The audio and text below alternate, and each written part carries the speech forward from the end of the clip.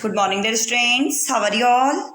I hope you all are fine and safe and taking precautions properly for Corona Protocol. So, today is 21 August 2021 and day is Saturday. And we will start our chapter 7, the polar region. जो है वो frigid area होता है। तो ये frigid area क्यों होता है? Let's look on this diagram. आप इस डायग्राम में देखोगे तो आपको समझ में आ जाएगा। मान लो दिस इज़ अर्थ, ये प्रॉपर शेप नहीं है बट जैसा भी बना है आप थोड़ा सा मैनेज कर लीजिएगा। एंड दिस इज़ अ सन, ये सन है। अब इक्वेटर जो है अर्थ को 2 हाफ हेमिस्फीयर में डिवाइड करता है। तो इक्वेटर पे जो होती है सनराइज डायरेक्ट आती है, ट्रॉपिक पे सनराइज स्लांट वे में होती है, इसलिए यहाँ पे ज़्यादा हीट नहीं होती है, नॉर्मल टेम्परेचर रहता है। लेकिन पोल्स पे आप देखेंगे तो जो पोल अर्थ सन के सामने टिल्टेड है, झुका हुआ है, वहाँ पे डायरेक्ट सनराइज, डायरेक्ट क्या मतलब सनराइज आएगी। और जो उससे दूर है, जैसा कि आप यहाँ पे देखोगे साउदर्न हेमिस्फीयर, ये नॉर्दर्न हेमिस्फीयर मान लो, यहाँ पे डायरेक्ट सनराइज आ रही है और यहाँ पे बिल्कुल भी सनराइज नहीं आ रही है। तो 6 मंथ तक नॉर्दर्न हेमिस्फीयर में डे रहता है और 6 मंथ तक साउदर्न हेमिस्फीयर में नाइट रहती है।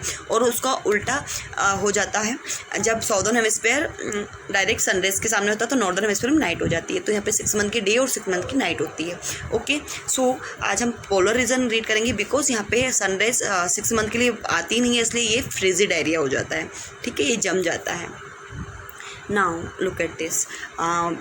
अब जो है यहाँ पे एक छोटी सी एक्टिविटी दे रखी है समझने के लिए आपको पोलर रीजन को। So let's do it. An iceberg is a large piece of floating in the sea. अब जो आइसबर्ग होता है ना, एक बहुत बड़ा आइस का पीस होता है जो कि सी में फ्लोट करता है, तैरता रहता है। Iceberg are common in the seas of the frigid zone. अब फ्रीजिड जोन में आइसबर्ग आप इजीली देख पाओगे, वहाँ पे कॉमनली ऐसी चीज़ें पाई जाती हैं सीज में। Let us do an activity to try understand why an iceberg float. अब हम एक एक्टिविटी के थ्रू समझेंगे कि आइसबर्ग जो होता है वो फ्लोट क्यों करता है। आपको क्या क्या चीज़ों की ज़रूरत होगी? Things you will need: a small steel tumbler full of water. आपको एक छोटी सी बॉल वगैरह कुछ भी ले लीजिएगा, टम्बलर नहीं मिले तो आप इसको पानी से पूरा भर दीजिएगा। A large ball, glass ball filled with water. आपको एक बड़ा सा बॉल लेना है ग्लास का, मतलब कांच का, ट्रांसपेरेंट होना चाहिए वो, पहले उसका प्लास्टिक का भी ऊपर ट्रांसपेरेंट होना चाहिए। प्लास्टिक का इतना ट्रांसपेरेंट नहीं होगा, ग्लास का ही लीजिएगा। और एक स्टोन चाहिए, छोटा सा स्टोन ले लीजिएगा। Place the tumbler in the fridge. आपको उस छोटे से टम्बलर को फ्रिज में पानी भर के रख देना है, फ्रीज़र में। वैन द वाटर फ्रीज, जब पानी जम जाएगा, take the tumbler out and carefully drop the ice into the glass bowl with water. आपको क्या करना है, जब वो टम्बलर फिल्ड हो जाएगा, फ्रीज हो जाएगा, तो उसको बाहर निकाल देना है, उसको वो उस जो ग्लास बॉल है ना उसमें शिफ्ट कर देता है, ट्रांसफ़र कर देना है। At the same time drop the stove into the water ball. अब उसमें वाटर बॉल भी डालनी है, वाटर बॉल में आपको स्टोन भी डालना है, और वो फ्रीजेस जो वाटर था ना, जो हमने जमाया था पानी, वो भी आपको उसमें ट्रांसफ़र कर देना है। What do you observe? आप क्या ऑब्जर्व करोगे? The stone sink immediately. जो स्टोन था वो जल्दी ही डूब गया। But the pieces of ice float. पर आइस का जो पीस था ना वो फ्लोट कर रहा था, तैर रहा था।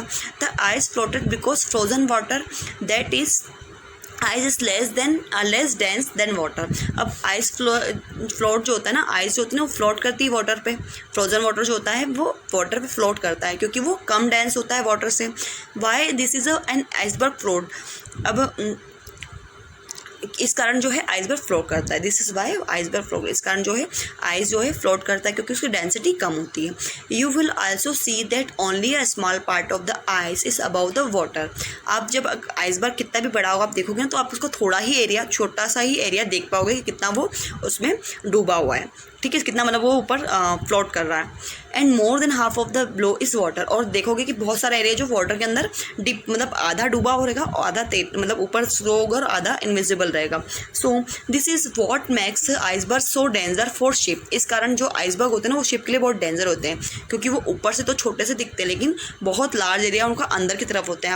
अब हमने तो शेप्ड लिए दिया था एक फ्रीज में जमा करके, वो इतने शेप का है, लेकिन हमें नहीं पता कि वाटर के अंदर वो कितना बड़ा है साइज में, इसलिए शिप के लिए वो डेंजर होता है। Can you explain why iceberg are danger for ship? क्या आप बता सकते हो कि आइसबर्ग शिप के लिए डेंजर क्यों होंगे? ओके, नाउ अब जो है हम लोग इसका जो मेन चैप्टर है उसकी तरफ मूव कर रहे हैं। So move on to page number 50। जैसा कि मैंने बोला था, जो भी वीडियो वॉच कर रहा है वो एक कमेंट लीव कर देगा। ठीक ओके, मैं यूट्यूब का कमेंट सेक्शन ऑन कर रही हूँ ताकि आप लोग उसमें कमेंट शेयर कर सकें। इसके थ्रू ही आपकी अटेंडेंस होंगी, क्योंकि मुझे नहीं लगता वीडियो देखते, क्योंकि व्यूज़ आते ही नहीं, 10, 12, 13, 14 आते हैं। जिस दिन मैं बोलती हूँ उस दिन 14, 15 व्यूज़ आते हैं, जिस दिन नहीं बोलती हूँ 3, 4 व्यूज़ ही रह जाते हैं 3 डेज़ बाद भी। तो मेरे को तो ज़्यादा नुकसान नहीं हो रहा है, पर आपकी अटेंडेंस नहीं लगेंगे अब, ठीक है। So move on to page number 50, paragraph 1। As we move past the temperate zone and travel toward the poles, अगर हम टेम्परेट जोन से पोल्स की तरफ ट्रैवल करते हैं, we enter the frigid zone, हम फ्रिजिड जोन में एंटर कर लेंगे। This region experience the polar type of climate. अब यहाँ पे पोलर टाइप क्लाइमेट हो, पोलर टाइप क्या मतलब, वही फ्रिजिड क्लाइमेट होगा, एक्सट्रीम क्लाइमेट होगा, बहुत ठंडा होगा। एक्सट्रीम मतलब सिर्फ गर्म होना ही नहीं, बहुत ठंडा वेदर होगा। Most of the region is covered by permafrost and permanent layer of snow and ice. अब यहाँ का बहुत ज़्यादा एरिया जो है ना, परमाफ्रोस्ट मतलब पूर्णतः बर्फ़ से ढका हुआ जमा हुआ एरिया होगा, या पूर्णतः बर्फ़ से जमा होगा। But human beings have settled even in this inhospitable environment. पर ह्यूमन भी ऐसे, मतलब ह्यूमन्स बींग ऐसे होते हैं जो ऐसे वेदर में भी रह लेते हैं। Let us find more about the lives of the people living here. अब आपको जो है, मेरा तो मतलब क्लास का टाइम हो चुका है, तो आपको जो है आपका ये होमवर्क है कि आपको ये तलाश कर, मतलब ये आपको सर्च करके बताना है कि वहाँ के लोग कैसे लाइफ सर्वाइव करते हैं, कैसे रहते हैं। इतने मतलब ये बियरेबल सिचुएशन नहीं है, हम लोग इधर फ्रिजिड एरिया में नहीं रह सकते, फिर वहाँ के लोग कैसे लाइफ सर्वाइव करते हैं। ओके, इट्स योर होमवर्क, और आप नहीं कर पाते हैं तो मैं नेक्स्ट वीडियो में बताऊँगी ना। सो ये आपका होमवर्क हो गया, और next video we will read about location and climate. अब नेक्स्ट वीडियो में हम लोकेशन और क्लाइमेट के बारे में रीड करेंगे।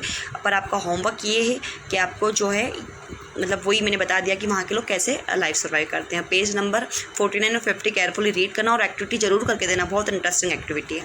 Okay, so thank you for watching, take care yourself, bye bye.